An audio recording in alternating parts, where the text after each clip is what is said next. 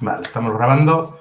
Comparto pantalla y lo que os digo siempre, cualquier duda que tengáis, activar micrófono, me interrumpís, me preguntáis sin ningún reparo y iremos abordando todo lo que necesitéis, ¿vale?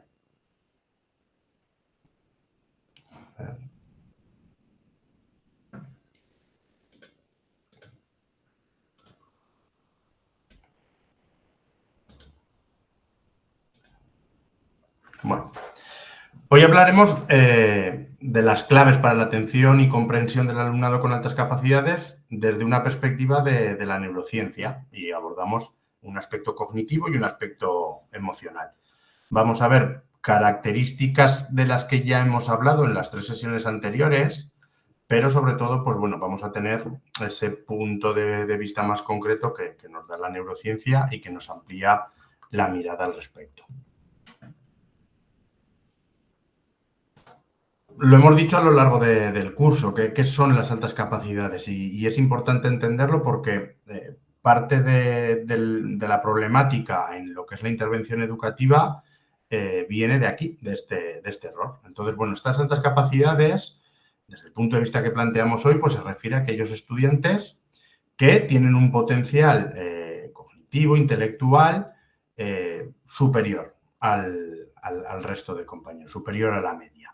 Y que esto se puede ver materializado con una excelencia o un sobresalir de manera significativa en un área del conocimiento o en un tipo de habilidades o en varias, ¿vale? Que no teníamos por qué hacer grandes distinciones entre el que sobresalía en un área concreta o el que salía en muchas, ni tampoco pues, tratar de nivelar excesivamente esta condición. O sea, al final lo que hablamos es un potencial cognitivo-intelectual superior a la media.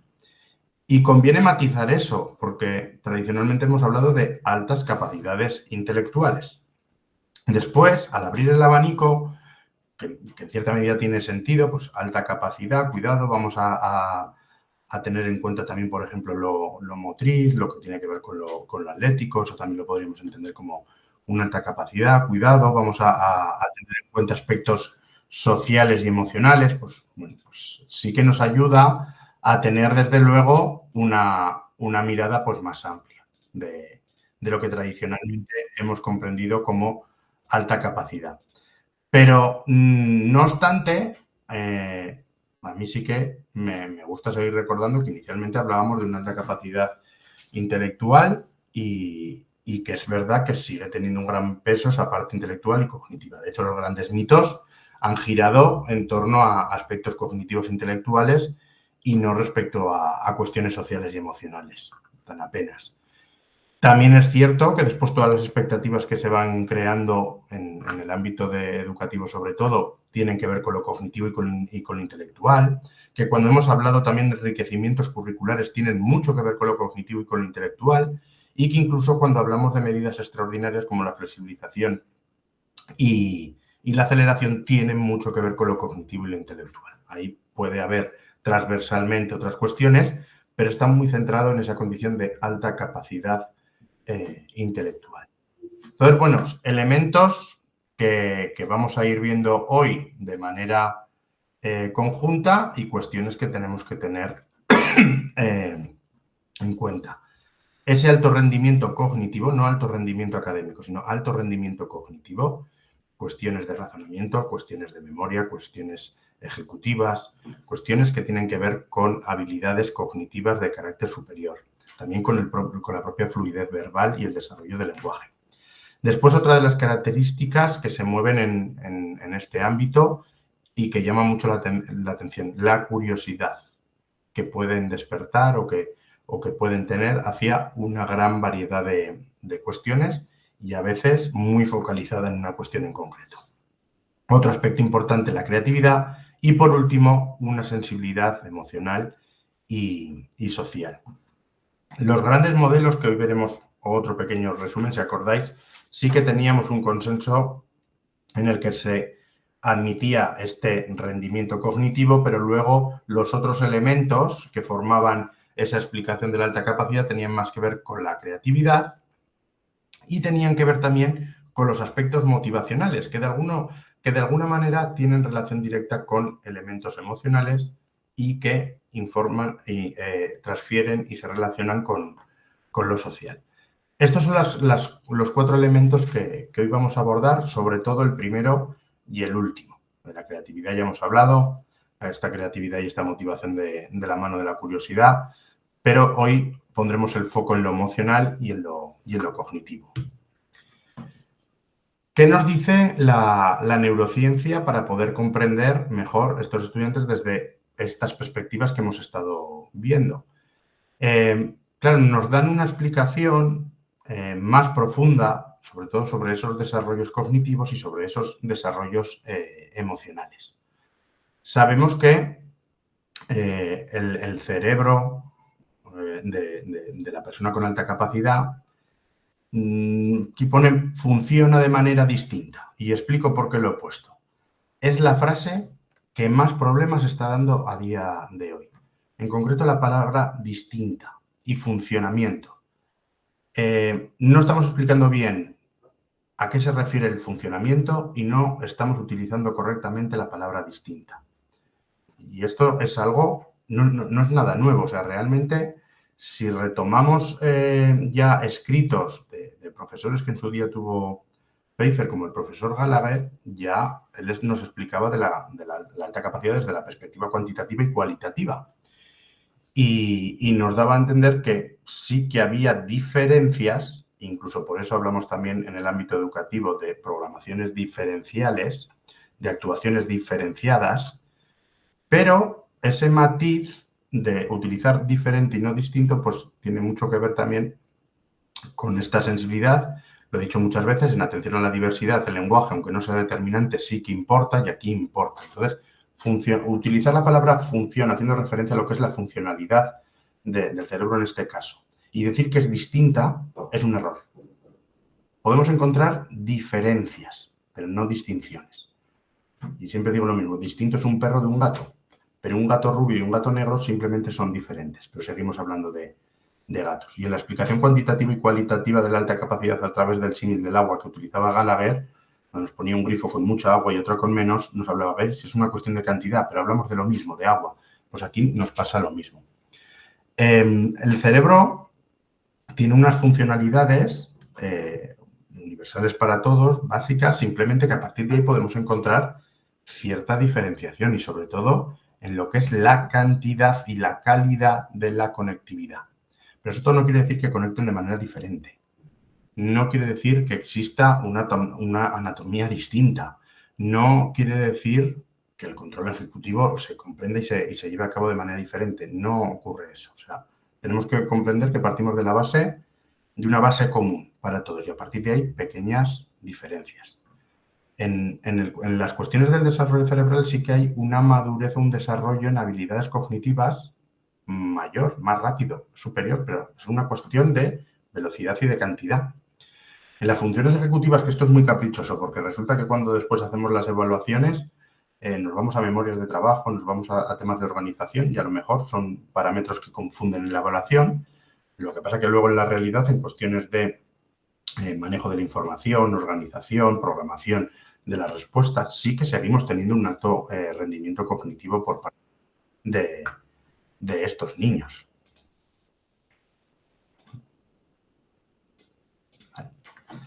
Y conectividad. Si somos capaces de percibir más estímulos, si somos capaces de procesar más información, efectivamente no es porque tengamos la misma carretera comarcal, sino que hemos sido capaces de tejer una red de autopistas mucho mayor. Pero al fin y al cabo, autopistas y carreteras. Simplemente volvemos a hablar otra vez de una cuestión de cantidad y de calidad bajo la misma comprensión. Entonces, esto sí que es importante, que a nivel cognitivo encontremos o sepamos ver las diferencias de manera adecuada. No funciona de manera distinta, porque las funcionalidades son las mismas. Siempre vamos a hablar de matices en cuestiones de cantidad y de calidad sobre lo mismo. Y a partir de ahí, un mayor desarrollo. Y sobre todo, la clave es entender esta conectividad. Se han tendido puentes de manera más sencilla, de manera más avanzada. Entonces, somos más efectivos a nivel cognitivo. Es un poco lo que sucede. Y ya os digo, es importante porque, sobre todo, esta frase aquí funcionan de manera distinta, está calando de una manera que al final nos hemos creído que el cerebro es distinto, que hay funcionalidades que tienen unos cerebros y otros no, y que de verdad somos distintos y no diferentes. Entonces, eso es un poco lo que hay que desterrar. Partimos de una base común. Y sobre eso, diferencias. Que por eso vamos a hablar después de intervenciones diferenciadas y no de intervenciones distintas. Yo ya lo digo, en atención a la diversidad, mucho cuidado con el lenguaje que utilizamos, porque damos pie a malos entendidos y a cuestiones que han llevado a grandes problemas como esta frase. Entonces, bueno, un desarrollo cerebral acelerado, sí. Funciones ejecutivas avanzadas, también. Y conectividad neuronal, mayor conectividad. Pero acordaros, siempre una cuestión de cantidad y de calidad. ¿Qué desafíos tenemos en el ámbito educativo entonces, en base a estas cuestiones cognitivas e intelectuales? Necesitamos adaptar los currículums, ¿vale? Como estamos hablando ahora de ese aspecto cognitivo, la respuesta cognitiva es la respuesta curricular y necesitamos adaptar los currículums. Bien, necesitamos una mayor atención individualizada, que no tenemos ahora mismo. Necesitamos comprender los desajustes que hay entre lo cognitivo y lo emocional. ¿Por qué vemos un desarrollo del razonamiento tan avanzado y por qué vemos después un manejo de la regulación emocional tan propia de la edad que presentan? Después tenemos que hacer frente a la estigmación, a las expectativas, a lo que se ha mal interpretado que eran las altas capacidades y que han hecho pues que, bueno, se relacione un poco con los aviondos, aparezcan problemas de exclusión social, de bullying. Pues bueno, todo eso viene mucho por la mala comprensión de los términos, por las falsas expectativas, por los mitos, por creencias. Y después, riesgos de problemas emocionales, claro. Esta estigmación, esta tendencia a la invisibilidad, al que no se me reconozca lo que soy y cómo soy, esta falta también de una atención a medida, esta falta de una comprensión de mis desregulaciones cognitivas y emocionales y alguien que me ayude a tender puentes, incluso esta falta de la adaptación, puede acabar en problemas emocionales. Había datos que realmente eran muy llamativos. Al final, el problema de los datos es que si no se pone cartas en el asunto, dentro de un año podemos hablar de los mismos datos de las mismas maneras, pero el 60% de las personas con altas capacidades en algún momento han pasado por un episodio de ansiedad o de depresión. Además, el 35% en algún momento habían sufrido exclusión, bullying, acoso, algún tipo de estas cuestiones sociales. Y un 20% lo habían sufrido en la etapa escolar temprana. Estos son datos generales que se manejan. Entonces, claro, fijaos que para que esto ocurra, que es una consecuencia, tiene que haber una serie de causas, una serie de desencadenantes que precisamente vienen de lo anterior. Es importante la intervención con este alumnado precisamente como el principal método de prevención. A mí hay cosas cuando observo por los escritos, o sea, una falta de atención individualizada y una falta de medios. El otro día en una conversación lo escuchaba, que decían, no, pero es que no tenemos medios, es que realmente no es una cuestión de medios. Hemos avanzado muchísimo en cuestiones metodológicas y didácticas, centradas en la personalización del aprendizaje. Sé que las aulas son muy heterogéneas, que no solo el alumnado de alta capacidad, sino que es todo, pero la cuestión creo que no es una falta de atención por parte del profesorado. El profesorado atiende todo lo que puede y eso lo tengo clarísimo. Creo que tampoco es una falta de medios ni un problema de ratio. Sí que es una falta de que la metodología, la didáctica han avanzado, pero la concepción de lo que debe de ser un grupo ordinario, un grupo clase, no ha cambiado. Entonces, creo que ahí es donde encontramos un poco el desequilibrio.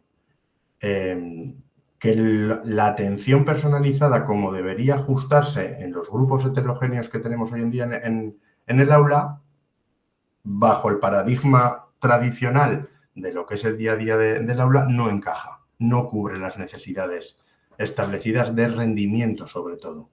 Entonces, seguimos, por un lado, pensando en la educación de una manera más tradicional, a pesar de que los métodos que nos piden que apliquemos han evolucionado y tienen una mirada de la educación totalmente diferente, que evidentemente nos lleva a tener que eliminar ciertos aspectos que hemos tenido muy en cuenta durante mucho tiempo y fijarnos los objetivos en otro punto.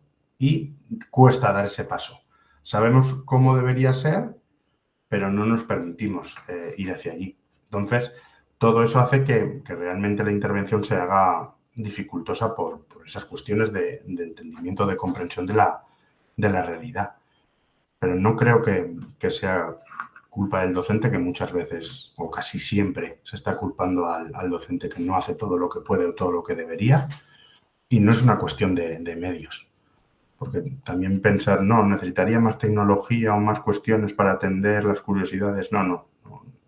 Las curiosidades de los chicos no tienen por qué ser solo la robótica, por poner un ejemplo. Tienen curiosidades que se pueden satisfacer y cubrir de manera más sencilla y muy eficaz. Entonces, bueno, uno de los desafíos para mí es el cambio de paradigma de la educación y que comprendamos la situación de la atención a la diversidad tal y como se nos presenta hoy en día. Esa es la primera. Y la segunda, darle más libertad al docente sobre el qué enseñar, cómo enseñar y cuándo enseñarlo. Sí, porque si no seguimos teniendo los mismos problemas. No me puedo detener en lo importante porque necesito seguir adelante y cumplir con programaciones. Entonces, ahí es donde encontramos un poco el meollo. Pero bueno, esto en cuanto a las características de estos chicos de corte más cognitivo y emocional, esto es lo que vamos a ver como retos. Y ya os digo, dramático el buscar cifras. Yo ya os he puesto 3 datos encima de la mesa, podéis buscar los que queráis, hay un montón, y los datos pues no son muy alentadores, de hecho preocupan. Pero mientras no se ponga solución, el año que viene quizás hablamos de unas cifras todavía peores. Temas de cognición. Razonamiento, resolución de problemas y creatividad. Yo aquí añadiría un cuarto elemento, pensamiento crítico. Y van de la mano. O sea, no pensemos en un razonamiento avanzado sin capacidad crítica y sin capacidad creativa. No pensemos en una habilidad alta para resolver problemas sin una creatividad, sin un razonamiento y sin un pensamiento crítico. Lo solemos ver como separados, pero a la hora de aprender, a la hora de ser eficaces en lo que hacemos en la escuela, van de la mano. O sea, para mí son las habilidades que transversalmente están presentes en todas y cada una de las actividades que se ponen encima de la mesa. Y son los puntos fuertes del alumnado con alta capacidad.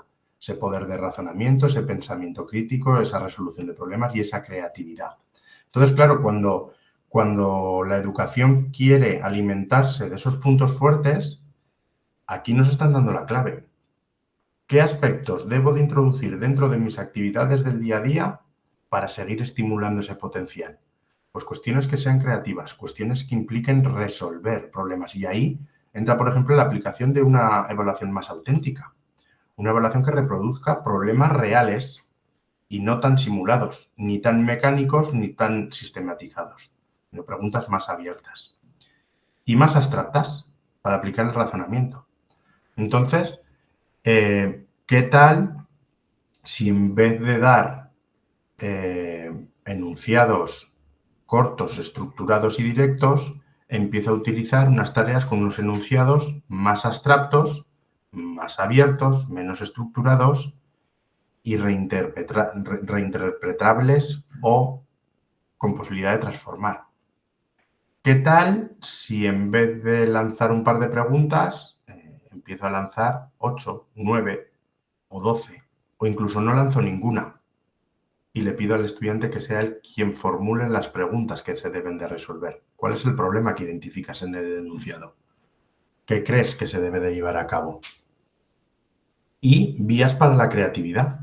La creatividad, acordaros, hemos hablado en esta comunidad muchas veces, que es el arte de saber hacer preguntas y después desarrollar el arte para responderlas adecuadamente. Entonces, vamos a abrir más las tareas, no vamos a estructurarlas. Y esto lo vimos en el ecualizador de Tomlinson. Vamos a ir dejando atrás esas tareas más memorísticas y de comprensión. Vamos a irnos a tareas más de aplicación, incluso de creación y de evaluación. Vamos a irnos a cuestiones más abstractas, más abiertas y menos estructuradas. Y sobre todo, que no nos dé miedo pasarles la responsabilidad de transforma tu forma de aprender.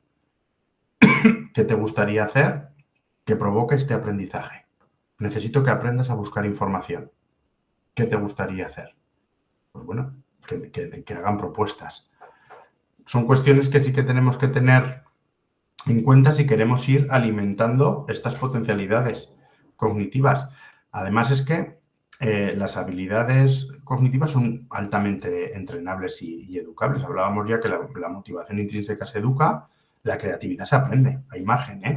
Sí que es verdad que cada uno tenemos nuestro potencial y hay una línea roja de la que no vamos a pasar.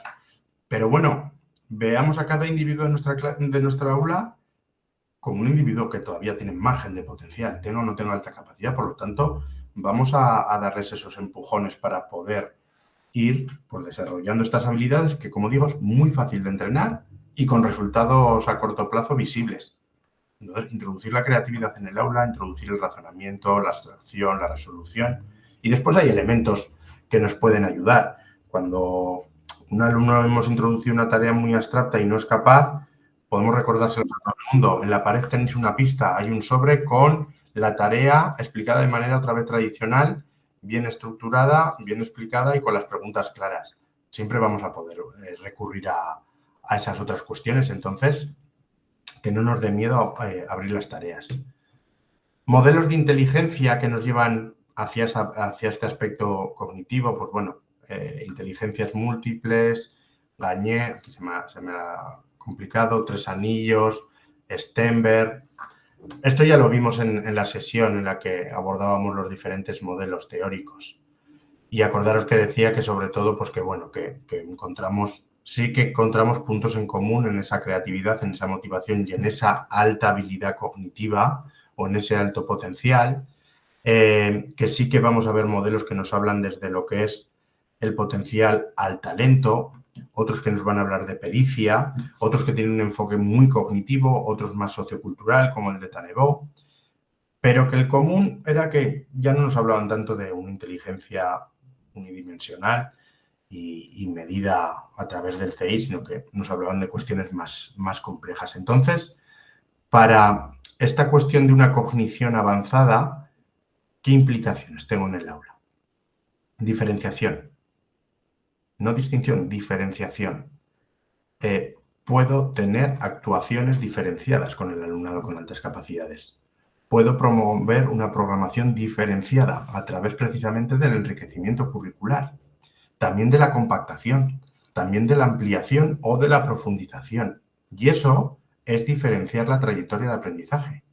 De hecho, si personalizamos las trayectorias de aprendizaje de todo el mundo, lo que estamos haciendo es aplicar un aprendizaje diferenciado para todo el alumnado. Con lo cual, no es algo que haga referencia a unos pocos. O sea, realmente un aprendizaje ajustado debería ser posible. Cualquier alumno debería poder tener la posibilidad de vivir una experiencia educativa de enriquecimiento, porque todos van a tener fortalezas. Y cuando llegamos a ese punto fuerte, pueden vivir ese éxito de una experiencia más enriquecida. Todos en algún momento, por muy buenos que sean, van a tener una necesidad educativa, van a necesitar una ayuda, un apoyo. Y eso también nos tenemos que dar cuenta. Y cuando estas cosas suceden, aplicamos diferenciaciones sin ningún problema. Entonces, como decía al principio, es cambiar la idea, el paradigma y decir, ¿cuándo voy a aplicar esa diferenciación? Siempre.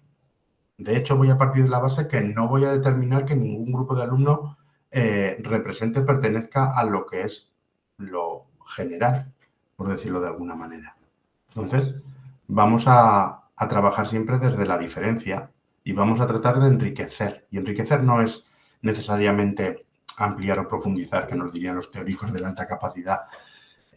Si me voy al aula, enriquecer es mejorar el proceso de enseñanza y de aprendizaje de un alumno. La experiencia educativa se puede enriquecer sin pensar en un apoyo educativo al alza, sino simplemente en el cómo. Diferenciación y enriquecimiento realmente se centrarían en el cómo enseñamos y cómo aprendemos. Creatividad. Vamos a introducir la pregunta, el cuestionamiento. Necesitamos tareas de reflexión para este alumnado.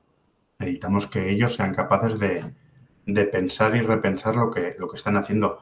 Nunca llegábamos a esos niveles de evaluación y de creación en cuestiones de habilidad cognitiva implicada y de tipo de tarea, que nos llevaría a cuestiones de metacognición y de metaevaluación muy necesarias precisamente para fomentar esta creatividad. Que dediquemos cada día un tiempo pequeño a que el alumno reflexione en su día. Y luego atención emocional. Hace poco en un foro yo lanzaba la pregunta de si realmente necesitábamos centrarnos tanto en los enriquecimientos curriculares. Porque desde mi experiencia, cuando de verdad he tenido que hacer un enriquecimiento, una diferenciación, una actuación especial, ha tenido más que ver con cuestión socioemocional que con cuestión curricular. Y es porque después de muchos años, pues, puedo decir que los chavales, ellos aprendían lo que yo les decía que tenían que aprender. Tienen esa capacidad cognitiva e intelectual de aprender, si les das esa atención individualizada. Entonces no es una cuestión de contenido, es una cuestión más de forma y de contexto. Y para que el potencial salga, desde luego que lo que necesitamos es bienestar.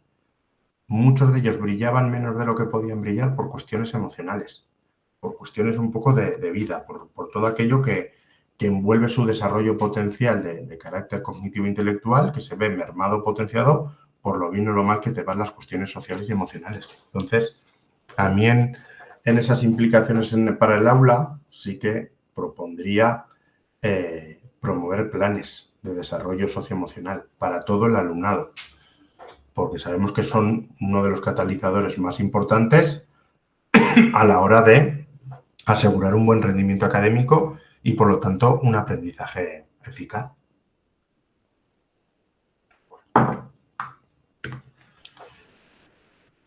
Y así llegamos a la cuestión de las emociones y de los aspectos sociales. Se habla mucho de la alta sensibilidad y de la alta intensidad cuando son muy, muy pequeñitos. Y tenemos que ver también no solo cómo se maneja el aspecto emocional, sino también cómo se maneja lo sentimental. Y las emociones podemos decir que no son ni buenas ni malas. Las emociones son cuestiones que nos ayudan a adaptarnos a una situación. Pero tras la emoción viene algo que puede ser más intenso, que es el sentimiento. Y es muy subjetivo. Y tiene mucho que ver con cómo hemos interpretado la situación. Y eso sí que nos lleva a una intensidad muy, muy fuerte. Ya una frustración, ya una autoexigencia, ya un perfeccionismo. Entonces, ser seres emocionales sí, pero tratando siempre de no caer en el excesivo sentimentalismo. Entonces, esta sensibilidad emocional que necesita de una educación de la regulación, necesita su atención y su espacio también en el aula. Emociones que ayudan a adaptarte, pero que tras ellas hay unos sentimientos intensos, realmente intensos. Y estas emociones y estos sentimientos impactan sobre el aprendizaje, como ocurre con la motivación. O sea, cuando estoy teniendo una experiencia educativa de aprendizaje que me provoca un malestar, mi motivación de ahora en adelante va a ser evitar ese tipo de experiencia. Si yo empiezo a tener unas experiencias educativas que voy a empezar a asociar con situaciones sentimentales muy intensas o un manejo complejo de la emoción y, por lo tanto, una desregulación que ya no me hace adaptarme, sino que me convierte en todo lo contrario, en desadaptativo, yo voy a evitar eso. muchas veces viene con cuestiones, como digo, del perfeccionismo, de la autoexigencia y con disincronías entre lo cognitivo y lo emocional, es decir, expectativas frente a algo. Importante manejar, por lo tanto, las expectativas y enseñarles a ajustar lo que pueden o creen que pueden hacer con lo que de verdad pueden hacer, mostrándoles cuál es la realidad de su persona en cuanto a su madurez y a su edad, no solo a su capacidad intelectual, y empezar un poco a alejarlos de las situaciones de vértigo, de frustración y de éxito absoluto. Empezar a moverlos un poco en los grises. Esa frustración puede venir tanto por la autoexigencia y por la alta expectativa como por la falta de desafíos. Siempre digo lo mismo.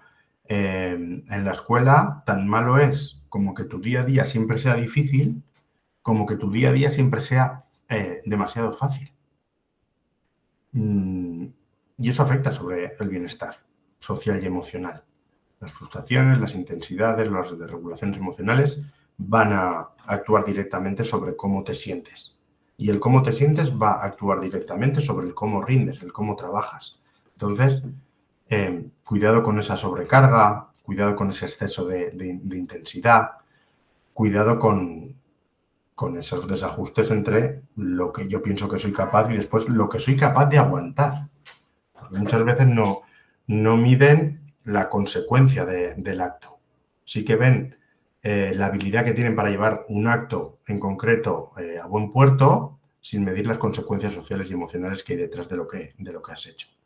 Entonces, hay que educar, hay que meter mucho trabajo en esas cuestiones.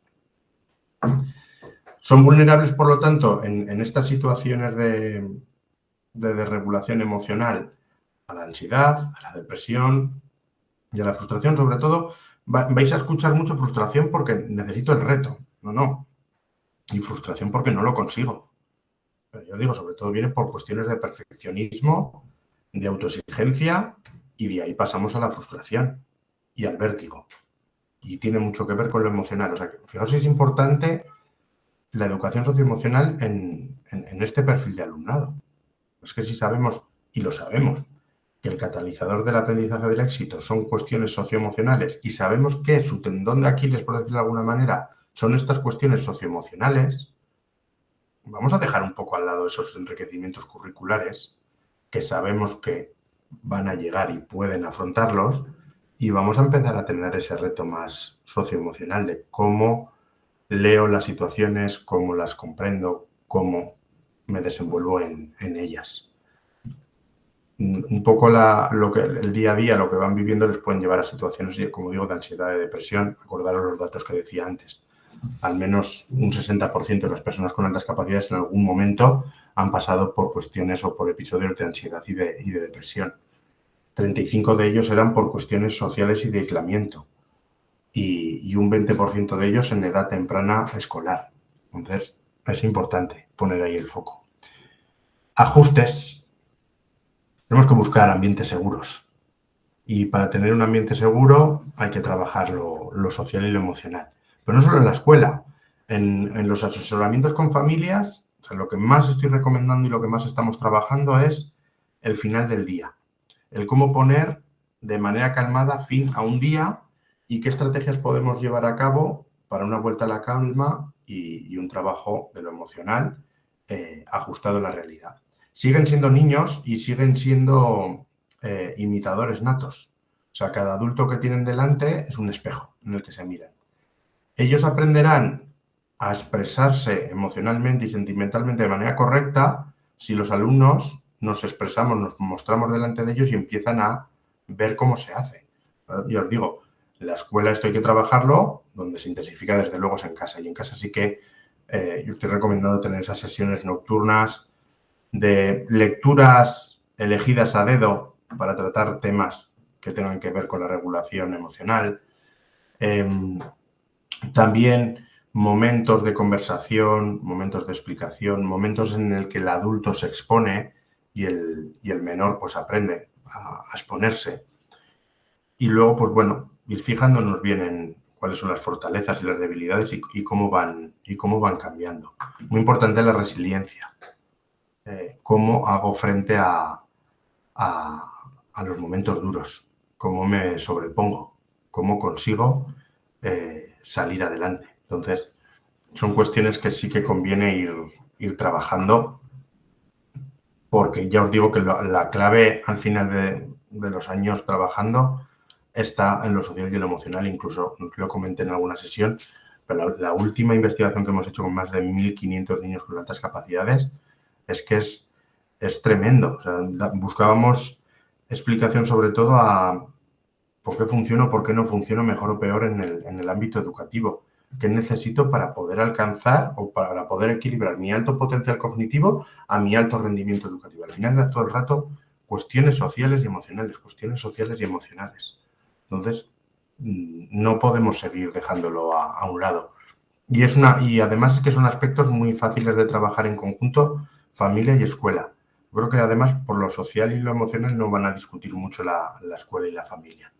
Por lo cognitivo, por lo curricular, por las notas sí, pero aquí sí que estamos encontrando un punto de encuentro. Y ya os digo, lo estamos haciendo y está funcionando bien con las familias que lo hacemos. Impacto.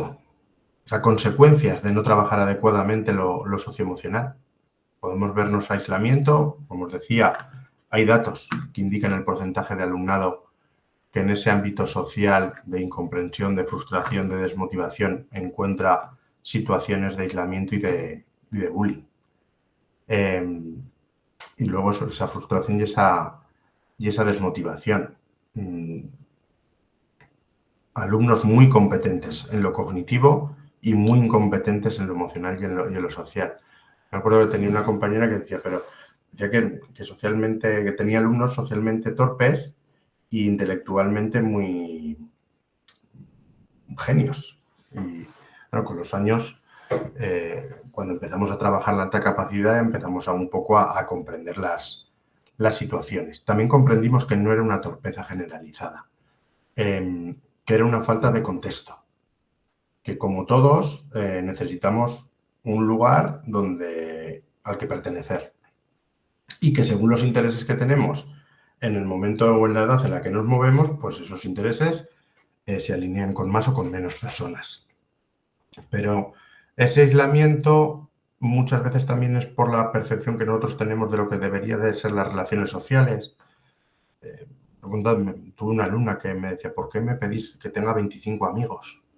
Si yo siempre he tenido 2 y soy feliz con 2. Entonces, claro, cuidado con las expectativas que creamos a nivel social por lo que nosotros entendemos como desarrollo normal o situación normal y vamos a empezar a verlo desde la construcción individual de cada uno. Y cambia. O sea, en una situación donde había un mayor número de personas con intereses idénticos a los suyos, había una mayor interacción social. Y en un ambiente con menos personas con las que coincidía, en intereses y en forma de ser, pues evidentemente había menor interacción social. Y eso nos pasaría a cualquiera. Entonces, en ese aislamiento o en ese movimiento social, lo que tenemos que ayudar o propiciar es el encuentro. No de una persona con otras 25, sino el de una con otra. O con 2, o con 3. Pero la cuestión es que existe una relación de referencia, una relación de calidad y a lo mejor quizás por una relación con 1 o 2 personas se despierta ya esa sensación de pertenencia a todo el grupo.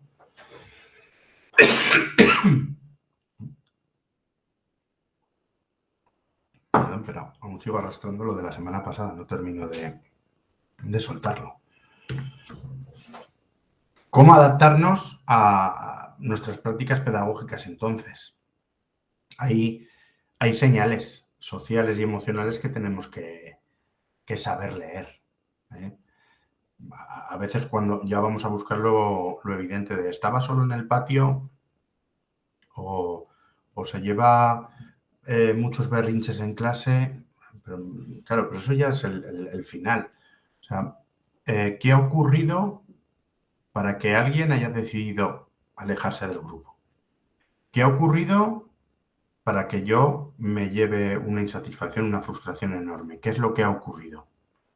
Y esas son las cuestiones que tenemos que conocer. Os digo, en temas de frustración vamos a medir la autoexigencia de la persona, el nivel de perfeccionismo, las expectativas y lo que le dice el contexto. ¿Qué espera el contexto de él? ¿Qué espera su entorno de él? En cuestiones sociales vamos a ver cuáles son las necesidades del individuo. Muchos, pocos o ningunos amigos. ¿Cuál es la necesidad social? Porque como yo piense que esa necesidad es mucho mayor de la que realmente es, lo que voy a crear es un círculo de sobreestimulación que, unido a esos aspectos emocionales y sentimentales que hablábamos antes, van a crear un entorno, un contexto de bloqueo absoluto, de malestar. Entonces, tenemos que ver cuáles son las necesidades realmente de cada individuo. En lo más académico, adaptaciones de lo que se presenta en el aula, lo digo de verdad, eso para mí es lo último. Hay veces que lo social y lo emocional se ha visto compensado cuando hemos hecho una flexibilización, una aceleración. Pero bueno, por cuestiones de madurez, pues esa persona se ha empezado a sentir más a gusto en el curso superior, cuadra más, encuentra más personas con más intereses, con formas de pensar más parecidos, un tema de madurez que se alinea con esa necesidad de desarrollo cognitivo. Y a veces le hemos encontrado ahí la solución. Pero, lo digo, no tiene por qué ir de la mano. O sea, normalmente la situación es compleja, y igual que se enriquece curricularmente y buscamos la solución al currículum, a lo cognitivo, lo social y lo emocional tiene que seguirse trabajando en paralelo con otras acciones. A veces sí que se une, y ha habido casos que dices, oh, qué bien, una flexibilización me ha dado respuesta a un montón de cosas. Ya digo, no siempre va a pasar, ¿vale? Y luego mucho seguimiento y apoyo emocional. Estar volcados en estas personas, o sea, identificar también una persona con unas necesidades, una vulnerabilidad, que a veces no los vemos así. O sea, para nosotros, dentro de lo que son los perfiles de alumnado con necesidades educativas, pues el menos vulnerable es el alumno de altas capacidades. Muchas personas piensan, pues ya saldrá, que si tiene altas capacidades ya saldrá adelante. Entonces nos falta ese seguimiento, ese apoyo, ese preguntar qué necesitas, cómo vas. Pues bueno, el apoyo emocional es importante. Conocer las claves de aislamiento social y de identificación emocionales en negativo es importante. Y os digo, para mí lo último es la adaptación del contenido, de los desafíos. O sea, hoy en día, con lo que estamos viendo, mucho más importante ese enriquecimiento o esa atención social y emocional que la curricular. Pero porque es muy fácil. La curricular es que al final hacer aspectos cognitivos, intelectuales, de contenido, es sencillo, y enriquecerlos a través del cómo también es sencillo. Lo que no nos resulta tan sencillo en las aulas heterogéneas es conocer realmente a todo nuestro alumnado, identificar las necesidades que tienen en cada momento y poderlos atender de manera adecuada. Eso es lo que se nos está haciendo pues un poco más complejo. Intervenciones estratégicas sobre la didáctica y la metodología. Os vuelvo a recordar el DUA, pero acordaros, DUA, personalización del aprendizaje a través del modelo SEM, a través de los nodos nivelados, a través del ecualizador de Tomlinson. Educar desde el principio la motivación intrínseca, este símil con la montaña, enseñarles a escalar sus propios desafíos, que ellos vayan marcando los hitos que se deben de cumplir, probar y reprobar lo aprendido. No vamos a dar por hecho que lo tienen muy aprendido. A medida que vayan que vayan madurando, recordar lo que aprendieron una vez para ver si cambia la aplicación. Desde luego que van a ser capaces de recordar y comprender, pero a ver cómo cambia la aplicación. A ver qué posibilidades hay de aumentar lo aprendido gracias a la reflexión, a la evaluación y a la creación. Entonces, motivación intrínseca como clave. Motivación intrínseca que va a ir en aumento a medida que trabajéis la creatividad. Van unidas. De hecho, la motivación extrínseca frena el desarrollo cognitivo. frena el desarrollo de la creatividad y destroza la motivación intrínseca. Sé que es fácil recurrir a motivaciones extrínsecas y elementos que tenemos muy a mano, pero insisto, crear un método de trabajo que cuide esta motivación intrínseca, porque es la que de verdad va de la mano del desarrollo del talento, del desarrollo de la creatividad y del incremento en las destrezas cognitivas e intelectuales. Y esto se puede conseguir mediante la personalización del aprendizaje y tener en cuenta siempre el DUA. Acordaros que esto, decían, no soluciona todo, pero si partimos de él, pues ya tenemos un camino muy amplio andado. Entonces, vamos a unir los métodos que vimos el otro día, que ganamos mucha riqueza en el aula si empezamos a unir todo lo que hemos ido viendo hasta ahora. Y os pueden dar unas experiencias educativas pues muy, muy completas. Conclusiones de lo de hoy. Los aspectos sociales y emocionales no son únicamente competencia de la escuela, tienen que estar compartidos con la familia. Igual que tiene que haber pequeñas rutinas de seguimiento y de aspectos básicos que se pueden llevar a cabo en el aula, tiene que haber una estabilidad y un trabajo concreto en casa para que esto de verdad tenga poso. Tenemos que aprender a crear un espacio de seguridad y un espacio también en el que crezca la empatía, ya no solo nosotros con los alumnos, sino entre ellos. Y crear, pues bueno, ¿cómo lo hacemos? Ahora es fácil con las herramientas tecnológicas. De hecho, hemos hecho cursos en los que uníamos tecnología y emociones. Pero yo os invitaría a una vuelta a lo tradicional y a lo más manipulativo. Muchas cosas que se han hecho tradicionalmente y que eran actividades muy, muy inocentes, pero que ayudaban a que hubiese una interacción real. Es muy chulo ahora crear paneles colaborativos con herramientas tecnológicas, pero ganamos riqueza cooperativa y social haciendo un mural de los de toda la vida, buscando información, recortando, pegando, escribiendo a mano, compartiendo los lapiceros, las gomas. Yo hoy se me ha olvidado la tijera, me la pido al compañero se le ha olvidado el lápiz. Me he equivocado, discutimos, tenemos que arreglar después el problema.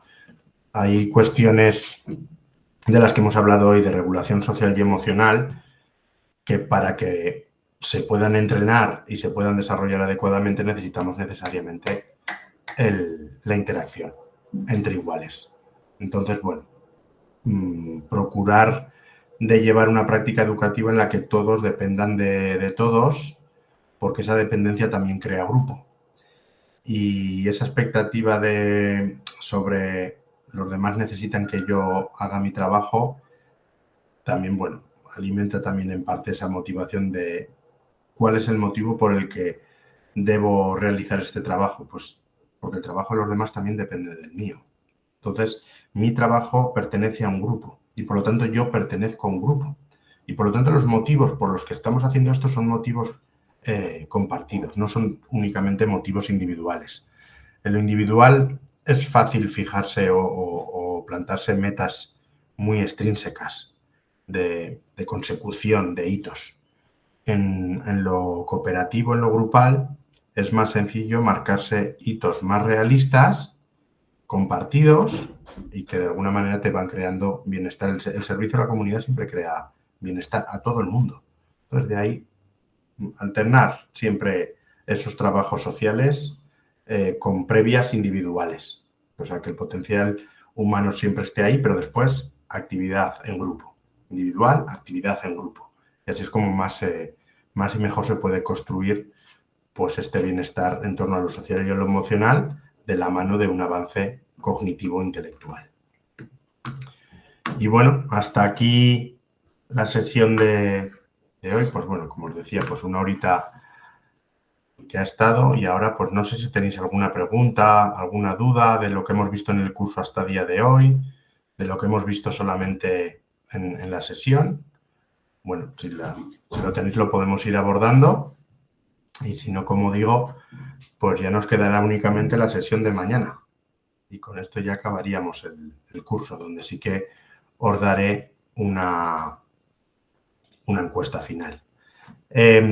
Los vídeos van a estar abiertos permanentemente, ¿vale? Lo único que para completar el curso, como sí que sé que hay mucha gente que lo está viendo en diferido, se quedará abierto el cuestionario de respuestas para poder certificar todo el mes de junio, ¿vale? Pero quien no responda a ese cuestionario en el mes de junio no va a certificar. O sea, es un curso y para que haya evidencia de que se ha llevado a cabo, y más sobre todo cuando alguien pues, lo ha estado haciendo en diferido, es mediante la realización del cuestionario. Entonces, bueno, mañana cuando acabe la última sesión lo subiré a la página web. En algún momento también os lo mandaré por correo para asegurarme que todos lo tenéis. Y cuando pase el mes de junio, cerraremos cuestionario y las personas que hayan respondido y lo hayan superado, pues son los que superan el curso y sobre los que haremos certificado.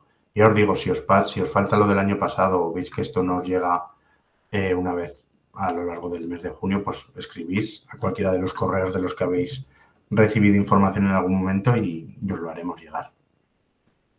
¿Tenéis pues alguna duda?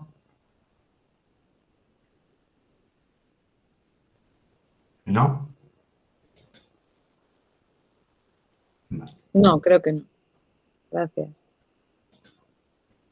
Vale.